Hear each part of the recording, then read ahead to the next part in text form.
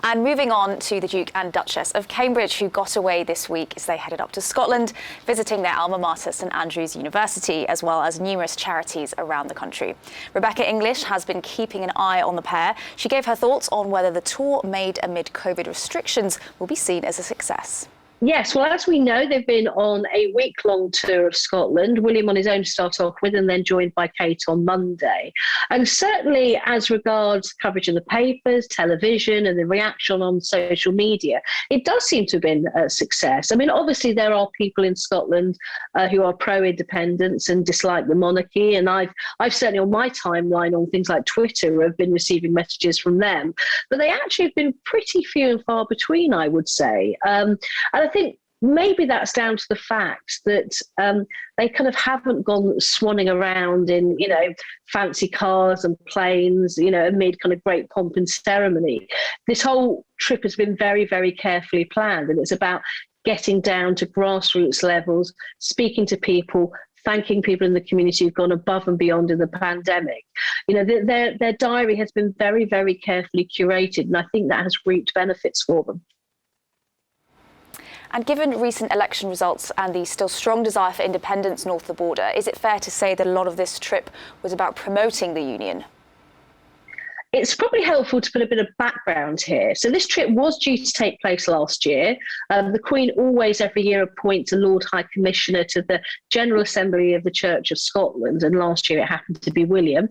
Obviously, because of coronavirus, that was cancelled and it was postponed till this year. So I suppose what I'm saying, it's quite a happy coincidence that it's taking place now. That said, there's no doubt that by bringing Kate up to join him and having such a really high profile engagement diary this week, that it will be seen as a charm offensive. And you'll note that in his speech when he opened the Assembly on Saturday, William really made great show of the royal family's links with Scotland, how much they enjoy the time they spend up there. I think he said that it's intrinsically tied with some of the happiest and also some of the saddest memories of his life, the fact that he was at Balmoral when he learned that his mother died. So they have really tried to make this a very, very personal trip, and I don't think that is by coincidence. Tessa, do you think royal trips like these actually antagonise those who do want independence? Funnily enough, I think Kate and William, I grew up my first 20 years in Scotland speaking like this. Right, so I know how an English accent goes down north of the border, and things have got worse, not better. Right. But I think Kate and William are so vanilla that actually it's almost gone under the radar. I rang my mum this morning to test the waters. She said, I haven't really noticed they've been here.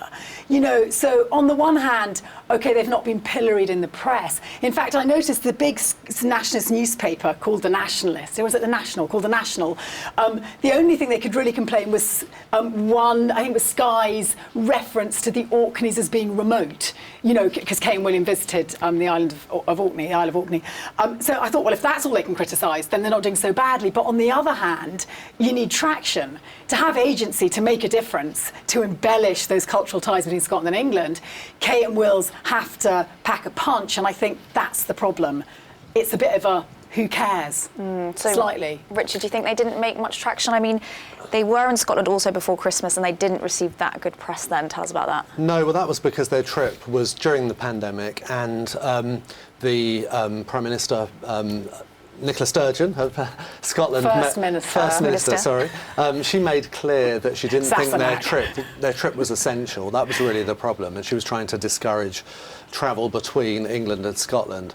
But they've had a much warmer welcome this time, and I've loved this trip. It's been fantastic following the progress, and there's been some really lovely incidents with them sort of racing on the beach in their sand yachts, and seemed like they had fun. Kate DJing. It seems to be really fun. So I'm not that familiar with how much coverage it's got north of the border, but I'm sure it's been very positive. And despite what Tessa says, I think the monarchy's safe with in Scotland, very much so. I mean, even however nationalist they are, they've not wanted to be Republican. Nicola Sturgeon has always made clear that even in the unlikely prospect of a sort of independent Scotland, they would still try and retain the royal family. So they know, she appreciates the popularity of the royal family, and I think that's safe with William and Catherine. I would suggest, Richard, with respect, that you as an Englishman have enjoyed watching what two quintessentially English people, really. I mean, they're sort of chiselled in the home counties, aren't they, William and Kate? You've enjoyed watching them against the Scottish vista. It's very beautiful, Scotland, and it's a nice reminder that we're all in the same, British basket at the moment. But more broadly, actually, the Queen can still pack a punch in Scotland. You can't not respect the Queen, and she has deep and visceral connection to Scotland through her mother's line, through her father's line, and through Balmoral. I think that's been wearing a little thin, and increasingly this century, I think the royal family's become an English family. No, the Duke and Duchess of Cambridge, they're really a Scottish couple. They met, they fell in love lovely tartan in Scotland. If it wasn't for Scotland, they wouldn't even be together. Come on, that's the sort of hobby that posh English people do, go and study in Edinburgh or St Andrews. I mean, from the point of view of most Scots, it's a wee bit. It's a weird, and I've already tried the American accent. I should just shut all up. The accents today.